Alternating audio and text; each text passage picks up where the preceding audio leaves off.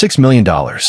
Stone facade, a wraparound porch, a banquet hall that seats 200, a wine cellar. Nobody in that development knew the first thing about stocking.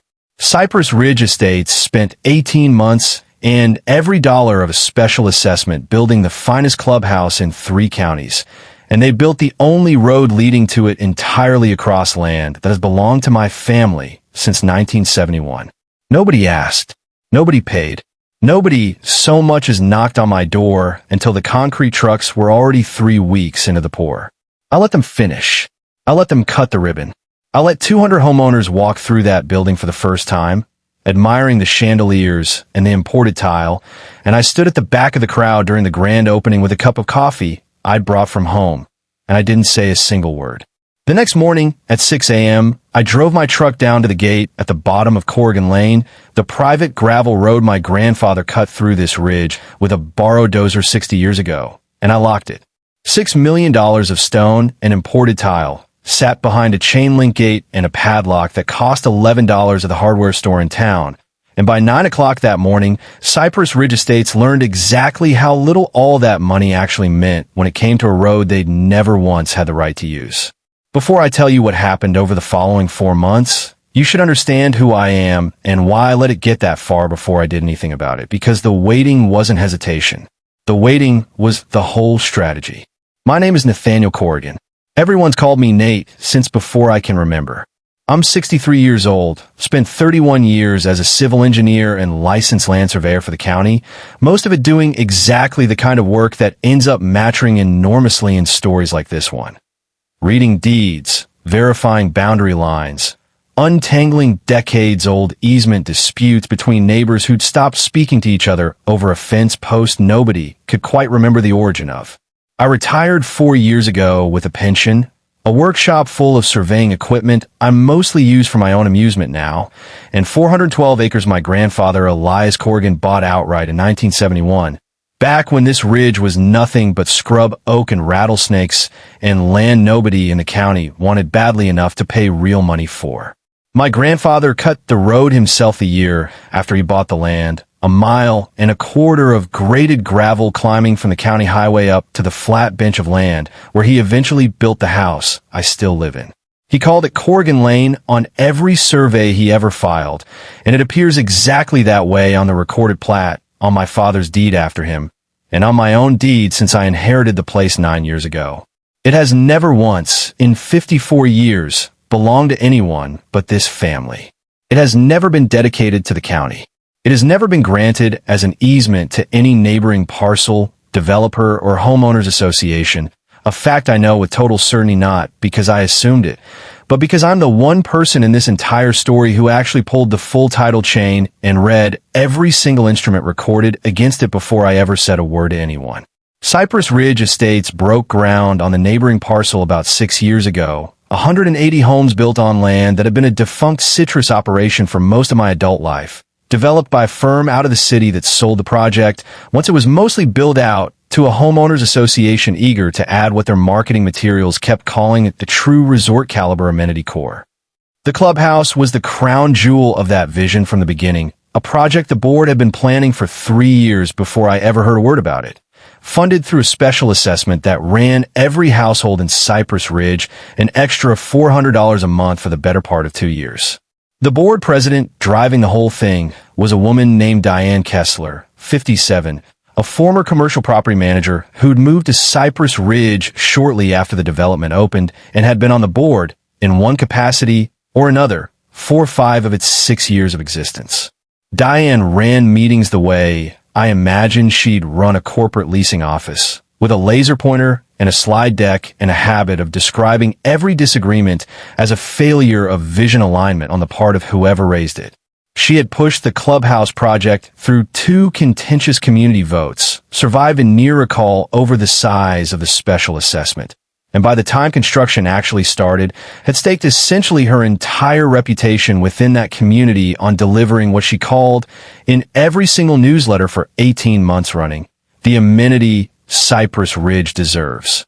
There was, however, a problem baked into the project from the very beginning, one that the original site plan, drafted by an architecture firm working off outdated county mapping data, had simply gotten wrong.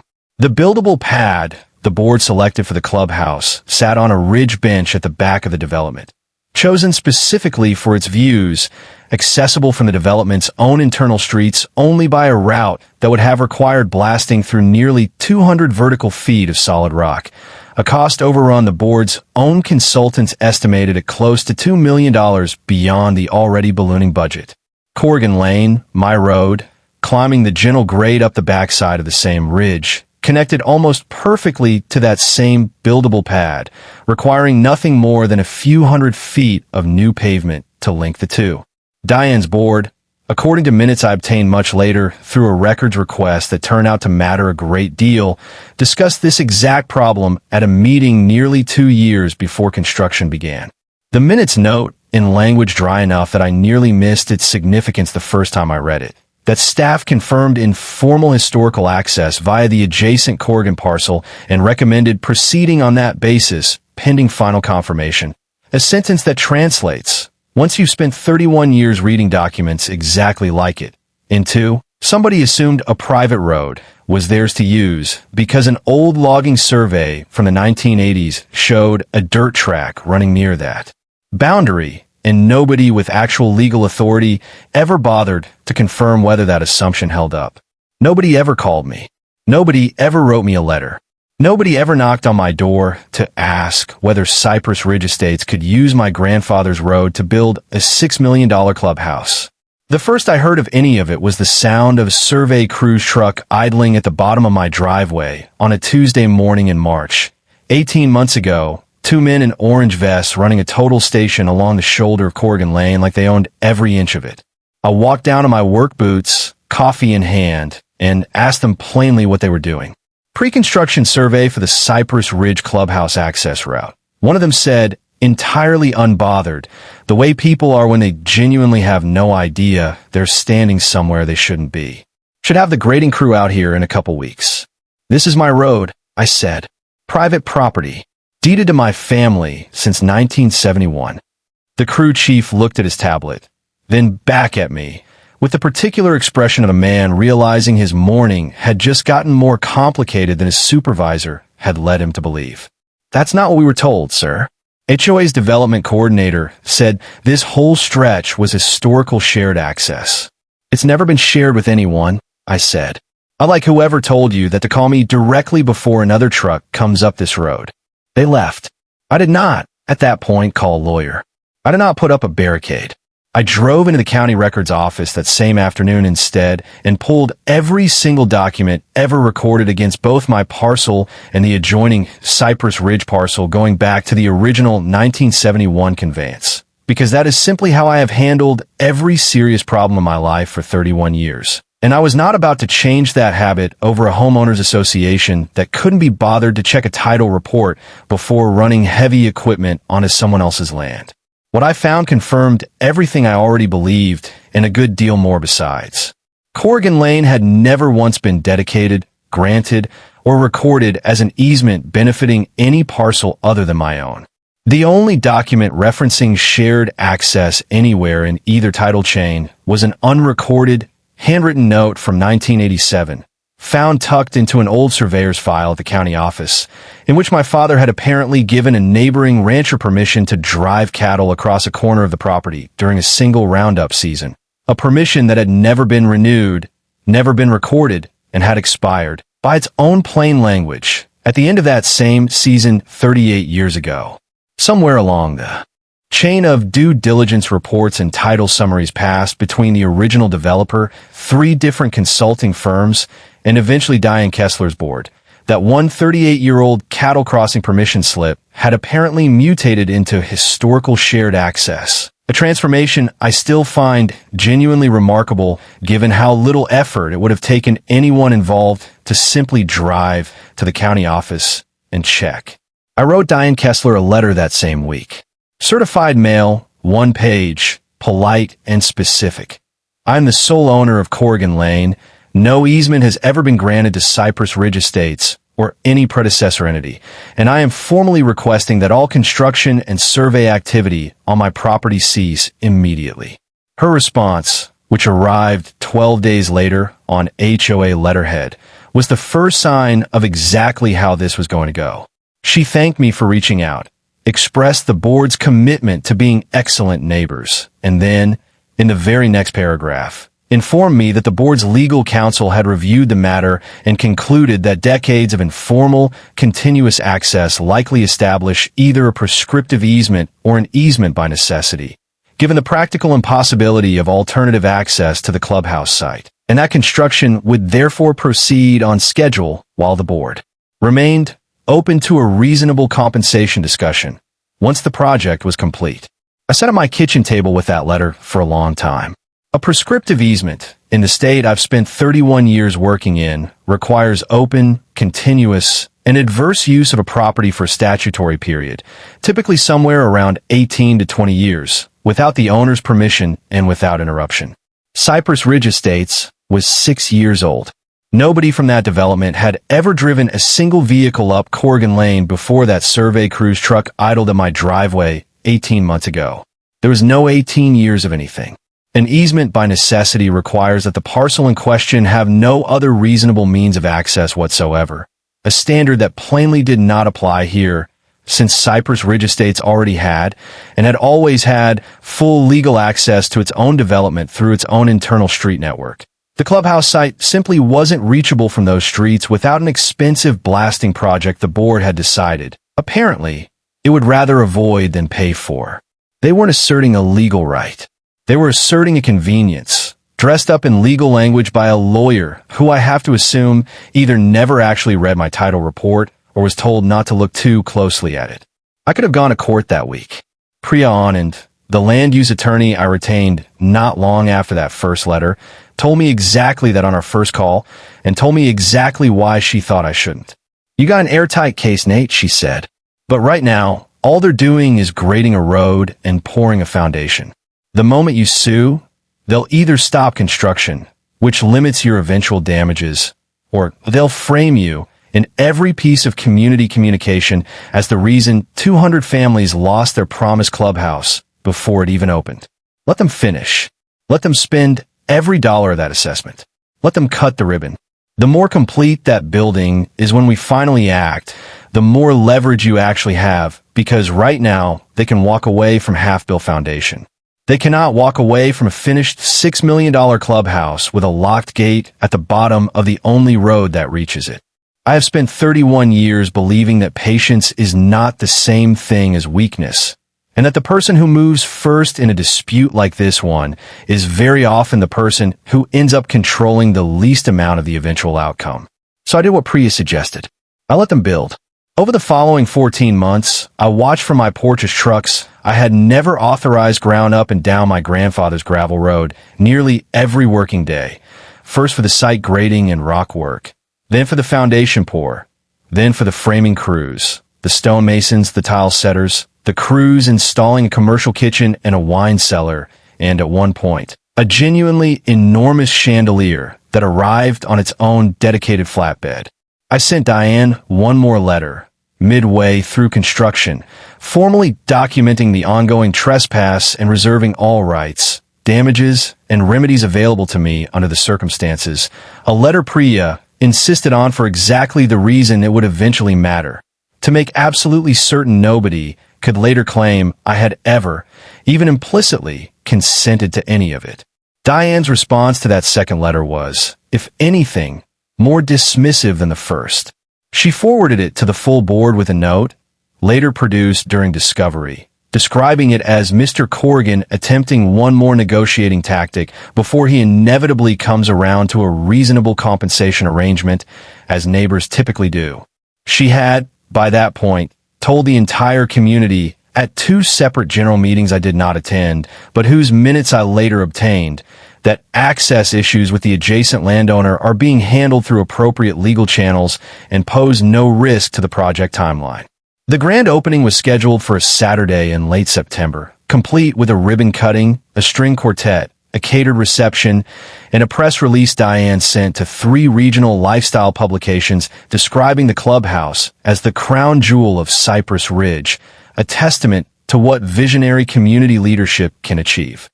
I drove up that morning, parked outside the gate the way I always did, and walked the length of my own road on foot to watch 200 homeowners tour a building that had cost $6 million and an untold amount of gravel were on a road none of them had ever had the right to use.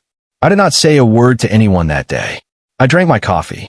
I watched Diane give a speech from the clubhouse's front steps about vision and perseverance and community spirit.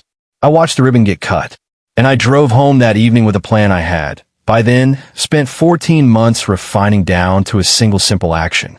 At 6 the next morning, I drove down to the gate at the bottom of Corrigan Lane, the same chain link gate my father had installed decades earlier mostly to keep deer out of the lower pasture. And I locked it with a new padlock, and I posted a laminated notice on the chain link, professionally printed, stating plainly that Corrigan Lane was private property, that no easement existed granting Cypress Ridge Estates or any of its members access, and that any further unauthorized entry would be treated as criminal trespass and reported accordingly. By 7:30 that morning, according to Cypress Ridge's own internal communications, which I would eventually read in full during litigation, 41 residents had already messaged the board asking why they couldn't reach the clubhouse for the Sunday morning yoga class posted on the community calendar. By 9, Diane Kessler herself was standing at my locked gate, in the same cream-colored blazer she apparently wore to every confrontation she anticipated having, pounding on the chain link with the flat of her hand. I walked down to meet her because I am not, whatever else this story might make me sound like, a man who avoids a direct conversation. "You cannot do this," she said, before I'd even reached the gate. "This is a functioning community amenity. You're cutting off access to a $6 million facility that 200 families paid for." "I'm exercising my rights as the owner of this road," I said. "The same rights I've held, uninterrupted, since 1971. Rights your board's own legal counsel apparently never bothered to verify before authorizing construction across land that was never yours to use. We have a legal opinion supporting our access rights." "I've read it," I said, because Priya had obtained a copy months earlier through an informal request Diane's own attorney had, somewhat carelessly, agreed to. It cites a prescriptive easement theory that requires 18 years of continuous adverse use on a development that's 6 years old, and a necessity theory that doesn't apply because your development already has its own independent access to its own streets. Your lawyer knows that. I suspect you know that too, and chose not to look too closely at it because it was the answer you wanted. Something in Diane's expression shifted, just slightly. The particular recalibration of someone realizing the person across from them has already read every document she was hoping he hadn't. She recovered quickly. "I'll have the board's attorney contact yours this afternoon. In the meantime, I'd strongly suggest you open that gate before this becomes considerably more difficult for everyone, including you." "It's already locked," I said. "It'll stay that way until Cypress Ridge Estates and I reach a written agreement neither of us has to guess about later." She left without another word, and by that afternoon, the HOA's attorney had indeed called Priya's office, opening not with an apology or a settlement offer, but with a formal demand that I reopen the gate immediately, citing the same prescriptive easement theory Diane had just watched me dismantle in under 2 minutes at her own gate.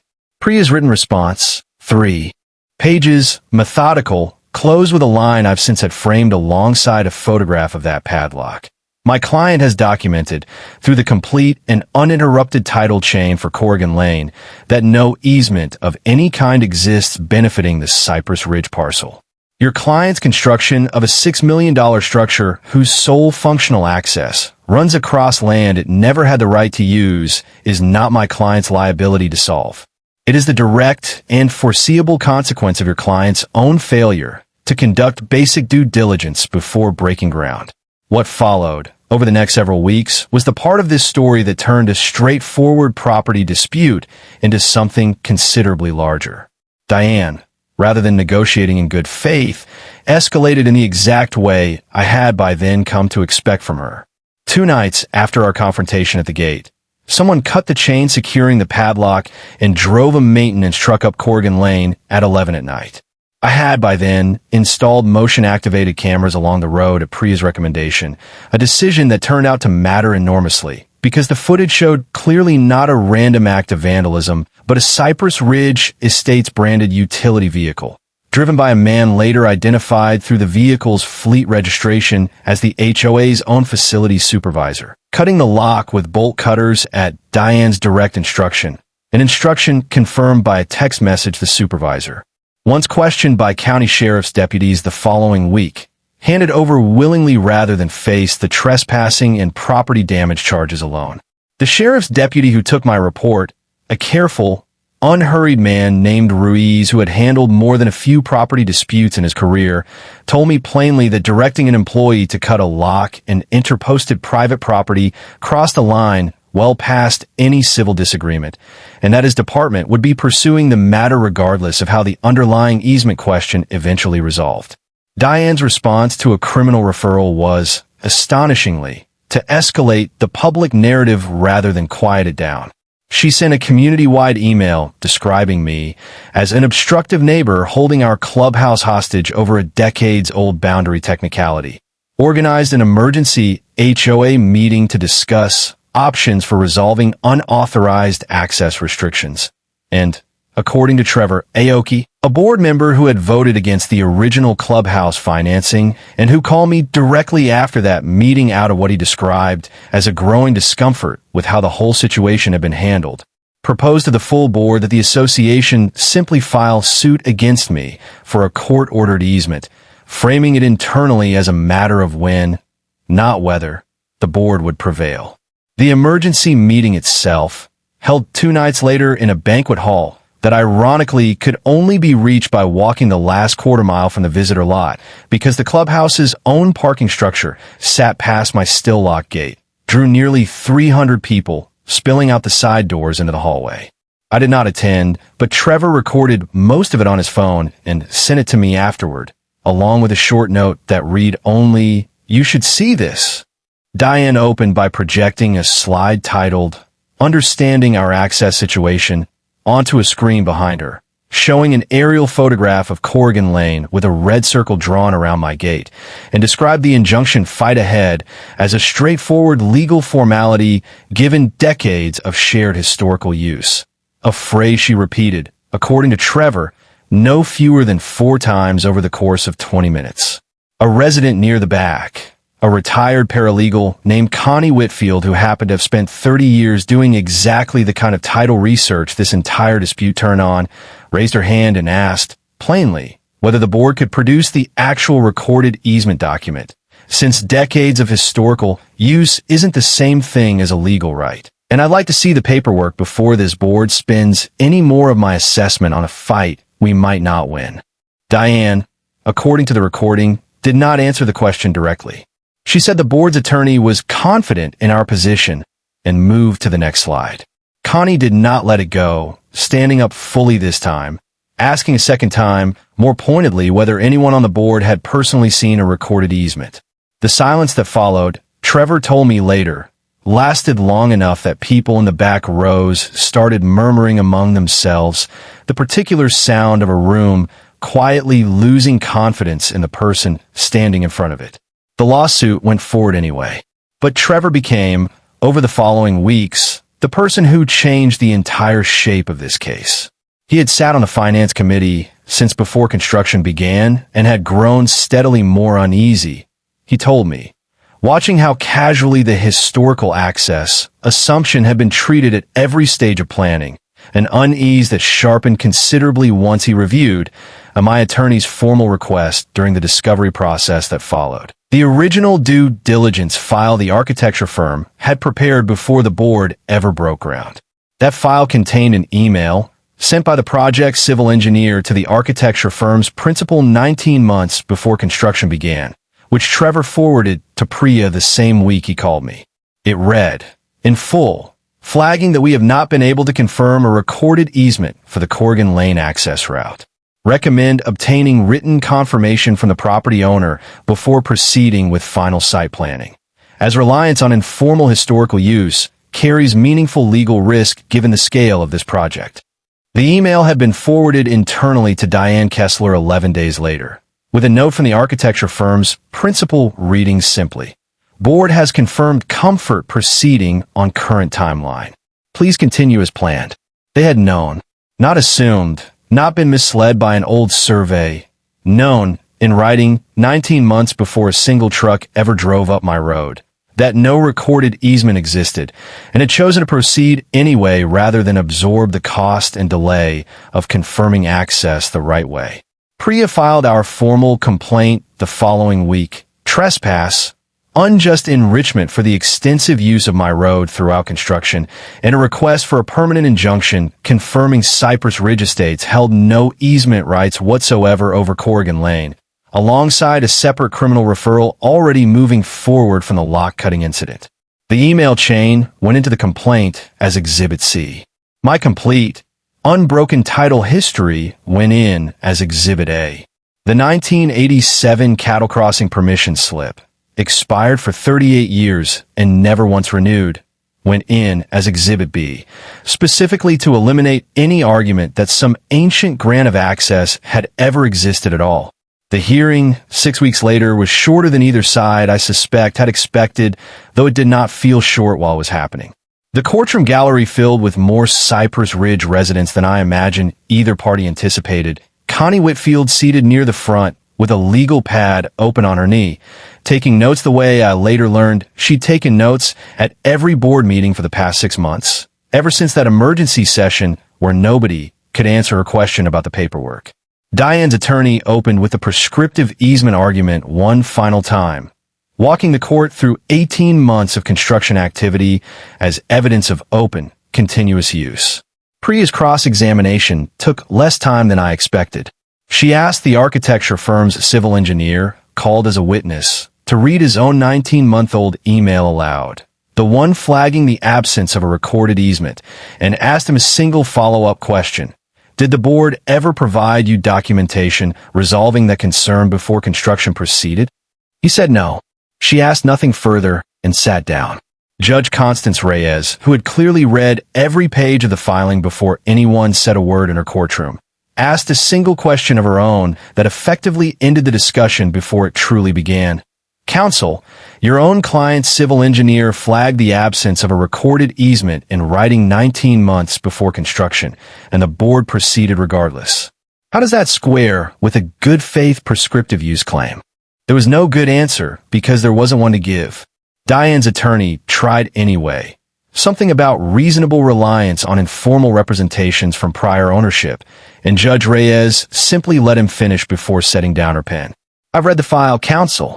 I don't need to hear that argument a second time.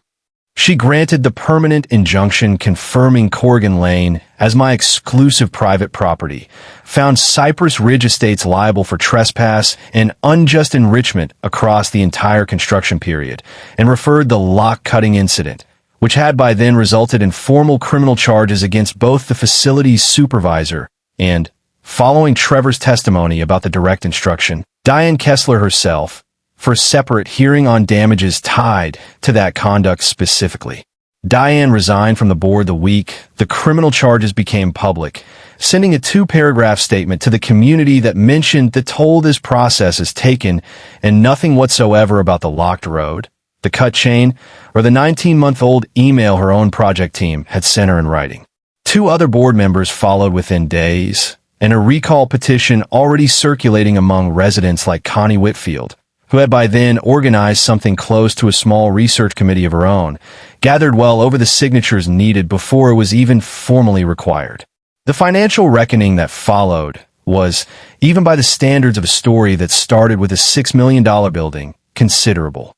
The unjust enrichment judgment, calculated against 14 months of continuous commercial-grade road use that would have cost the association an estimated $340,000 in a legitimate negotiated easement fee under comparable regional rates, came in at $410,000 once damages for road degradation and legal costs were added. The criminal trespass and property damage charges against Diane personally, given the clear evidence she had directed the lock cutting herself, resulted in a plea deal carrying restitution, a fine, and a permanent bar from serving on any homeowners association board in the state for a period of 10 years. And the injunction itself meant, in the most literal sense possible, that Cypress Ridge Estates' $6 million clubhouse remained functionally inaccessible to 200 households until the association negotiated, on my terms rather than theirs, a recorded, compensated, permanent easement. Trevor Aoki was elected interim board president at the meeting held to address the fallout.